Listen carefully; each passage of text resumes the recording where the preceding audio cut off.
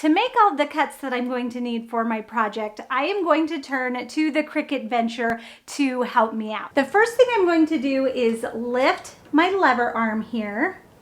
And then since I'm using 25-inch material, I want to make sure that my pinch arm is all the way to this end. And then I want to open up these material guides on the far right and left of the machine as well, and make sure that that center one is down. So I'm going to unroll my material just a little bit and place it into those guides. And you want the material to be just past those material guides on the front of the machine.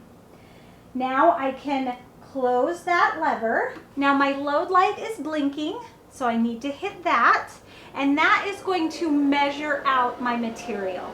And you'll see why I want the baskets, because it's going to measure really fast and it's going to flow into that basket, which keeps the material from hitting your floor and picking up any dust, or in my case, dog hair, that may be laying around the machine. The play light is blinking, so it's ready to go. So I'm going to go ahead and click that. The machine will take a minute to think, and then it will start cutting.